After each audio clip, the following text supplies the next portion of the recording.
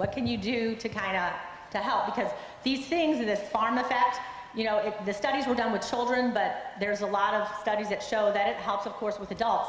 And with Doug and I over the years, Doug had horrible allergies. He was snotty all the time, and I had him a little bit.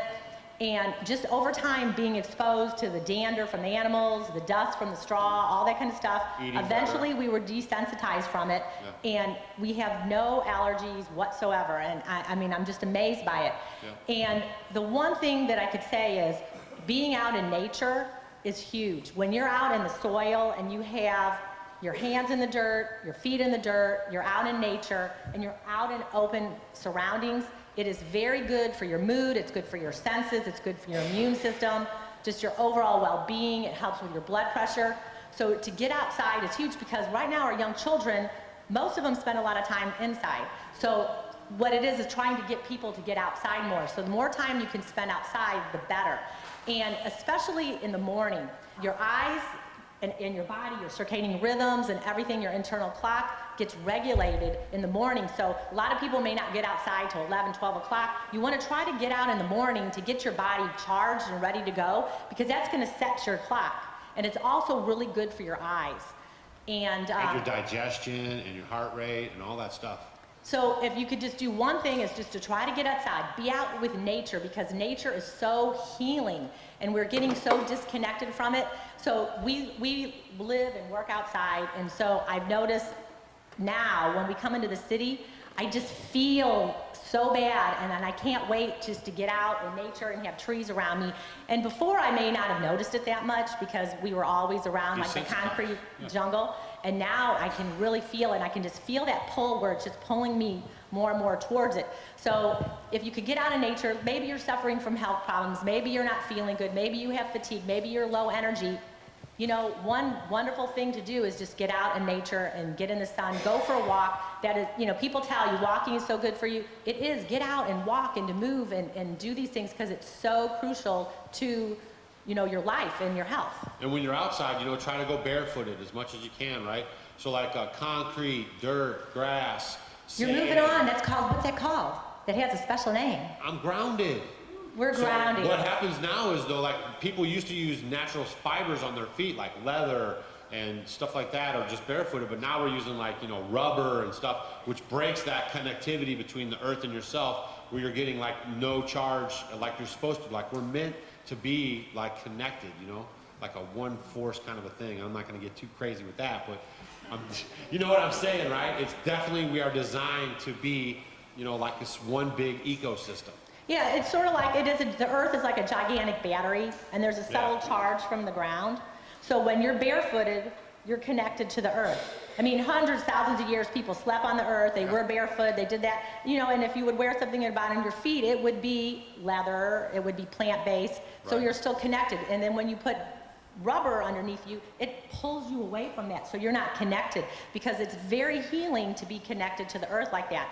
And I noticed when I started going barefoot, and I had read, because I kept wondering, when I was walking barefoot, and then I would feel better, and then I would put my shoes on, my feet would hurt, because I kind of have bunions on my feet, and I'd have heel pain, I'd have a lot of things. And then all of a sudden that pain would go away when I started going barefoot. And then I did some research, and it was telling me that it's very good for healing inflammation and pain. So I'm like, yeah, this is pretty cool. And this is something that is cheap. It doesn't cost anything, right, guys? I mean, how easy is it for you to take your shoes off and walk around? And then you want to walk, especially like in dirt and grass. Concrete is even one that's very healing. Just the soils, anywhere. Sand is great. And then when you add water, like dew from the grass or like the ocean and the sand, you're getting like a double whammy from it, because you're getting that supercharge, and then it goes through your body, and it's just very, very healing. So if you're sitting in the grass, lying down, those things are just crucial to your health. So getting outside in nature. And like if you're laying down in the grass, you want to try to use like a 100% organic cotton blanket, or don't roll out there with like a polyester setup, and because it's just kind of defeating the purpose. And also too, like if you guys are like, I know some might be, I don't know, like doubting the information. This is scientific. I mean, they have graphs, and they show like a person who's has shoes on, like street shoes, and then they are on the grass, and then they show how the heat and the body responds, and then they show like with the foot touching the grass and the dirt, how the body responds, and there's like, you know, scientific, energetic backings to this information. We didn't just make it up on the way here. Yeah, so we definitely like to go barefoot a lot. And that's the other thing. When we moved out there, I had my shoes on all the time. You know, there's chicken poop, there's this poop, everything. There's everything all over the place. And we would wear shoes all the time. Whoa. Rubber shoes all the time. You? No, you didn't. I didn't. I like to go barefooted. So, and then I started walking on the rocks, and you know, you're like, ooh. And then just over time, you know, you just developed a little more tolerance to it, so now I can pretty much walk we would anywhere. see our Amish neighbors, the little kids would be running around barefooted, and they'd be running on these hard rocks. I'm like, how in the heck did they do that? And they were like, that's the farm effect. Yeah. And so we were starting to do it, and I mean, it's just amazing how it's helped. So that is just one thing, going out in nature and then going ahead and trying to ground or be barefoot. They like to put labels on things now, but just going barefoot is just very, very healing. It's natural. Now, it allows your feet, you know, to spread out. I mean, it's just there's so much positive stuff for you guys to just go barefooted. Yeah, from a health standpoint, well, I'll detour a little bit. But okay, you wear shoes all the time, right? Yeah. So it's sort of like having a glove or a cast on your foot all the time. So you look at people that have bunions and have feet problems and all that because your foot is in this closed position and it doesn't allow your toes to spread because your toes are meant to do this. Right. So that's what's caused a lot of physical problems with feet and deformities because the foot is always in this position. And when that problem starts in your foot, it works your way up your leg and into your spine and into your neck, and then you're like, you know, I don't feel good, what's going on? And the doctor's like, I don't know, take this, you know.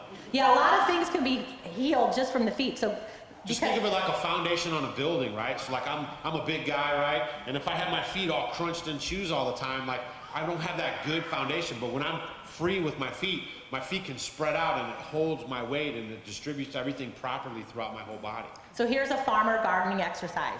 Get some dirt, be barefooted, and then you're just gonna kind of squeeze the dirt like this. I do that with my popcorn when I drop it. Yeah, and those are just good exercises for your feet. And that's just something because your feet, it's very, very important to keep the feet stretched out because there's a lot of muscles in your feet. Walking along barefoot and be like, oh, there's a dime. All right, so now the next thing that you could do is, like we were talking earlier, is getting out in sunshine. Your circadian rhythms, everything are controlled by your melatonin, and you need that sunshine. So it's very important to get out in the sun. And so when you're out working and getting in the sun, it's very, very, very helpful for the immune system and just for all these things. So the sunshine is very, very, very, very beneficial. But oh no, there's Danny Purell, and his mother says, come here, I'm gonna slap some sunscreen all over you. Gotta protect you from the sun. And then they get sickly. You guys, you need to have the sun. It's just, you know, it does so much for your body. Like we were talking about earlier about the vitamin D and everything. Let the sun on you. Sun is your friend. We're gonna have a video coming up on our YouTube channel about that. So look for that video. It's gonna be very informative. Yeah, when you get the sun on your skin, people who have darker skin need to be in the sun longer than people have very fair skin. So if you have like red hair and very fair skin, you don't want to be out the sun as long. But people, like I have more olive complexion, I might need to be out 3 times more than a person with lighter skin, or a person who has black or brown skin, they might need to be out about 5 times more. You do not want to burn. That's the thing. If you're out in the sun and you're burning, it's too long. But other than that, just know you need to get enough sun where you're not burning, and then that's where you're going to get the healing effect. Because when you are out in the sunshine, you're getting that vitamin D, and you need the vitamin D because it's going to help produce the melatonin, and that's going to help you sleep. Right. How many people have sleep problems? Right. Because you're not in the sun. Raise your hands. Yeah. There you go. So it's really helpful just to get out in the sun, to get your circadian rhythms going, because you know, the sleep is another thing that we could talk about that has healed us tremendously. I always like to talk about the 3 things: sleep, stress, and sunshine. So getting out in nature is going to help with the stress too. You know, the sunshine is going to help with your immune system. It's going to help with your regulation, your circadian rhythms, and helping with blood pressure and stress and all that. But sleeping is one of the most underrated things around. It is probably one of the most critical things for your health. If you could do it and do it right, it would be phenomenal to healing your body. And we're talking about sun on your skin a lot, But we're also talking about sun in your eyes, right? Not blocking them with like sunglasses and stuff, because that tricks your body into thinking that it's going dark outside, and then you start having digestive issues and other things like that, and your food doesn't break down properly. So even to have the sun just in your eyes and not being obstructed helps your whole body rhythm to stay in tune. Yeah, if you want to look, his name's Andrea Moritz. You can write that down if you want. You can look up some of his stuff. Andrea Moritz, he's done a lot of work, and there's a lot of stuff from him, and he's written a lot of books about sunlight and how crucial it is. And if you do wear a lot of sunglasses, it does trick your body, and you're not going to get the absorption of the vitamin D, and how it just helps to trigger the melatonin to help with sleep, because it does think like you're shutting down and the sun's going down. And asterisks, we're talking very general stuff, right? So like if you have like eye problems and you literally have to wear, that's not the kind of stuff we're talking about. If you're a fairly healthy person, and you can get out in the sun and you can not wear sunglasses, but everybody has to do their own research and apply it to themselves. We're just trying to give you guys things to think about so you can go home and do your homework, and then adjust that for your life so you can be healthier, right? No one's here like saying, if you wear sunglasses, that's not what we're trying to do. What we're trying to do is say, wow, I never thought about that, and then you look into it, and then you start trying it, and you think, wow, I actually feel better, and stuff like that. Yeah, so we used to get the cool shades. We even had Ray-Bans, Yeah, we used to wear sunglasses all the time, and we stopped doing it because when you get that sunlight, and especially, let's say you go for a walk in the morning, when you go out and you're going for a walk, don't put the sunglasses on, because it's going to trigger everything and get you ready for the day, to set your circadian rhythms, to set your clocks, and that way it'll know, get your eyes going, get your body going, and at nighttime, it's time to go to bed. Do you guys notice a lot of times around 9:30, 10 o'clock, you get tired and you want to fall asleep, but you don't go to sleep because you're going to power through it, and you don't go to bed till 12 or 1 o'clock? How many people do that? Or you're on the computer with the artificial light. Your body goes through different stages of sleep. Yeah. So what you want to do is, and generally between 10 o'clock and 2 o'clock, your body is going to repair itself physically. And between 2 and 6, it repairs itself mentally. So if you cut into that time, because you ever notice sometimes if you go to bed late and you wake up and your body hurts and all that, it may be because you cut into your physical repair time. Or maybe, you went to bed really late, it's going to mess up, your memory's not good, you can't think, and that's probably what happened to me today because we haven't had much sleep. Yeah, I mean, like humans aren't really nocturnal. Like, we're really designed to come up with the sun. We're hunters and gatherers, and then when the sun goes down, we're winding down, digesting our food, and then getting our rest and sleep for the next day. Yep. Good stuff. It is. Are you guys liking this? Hello!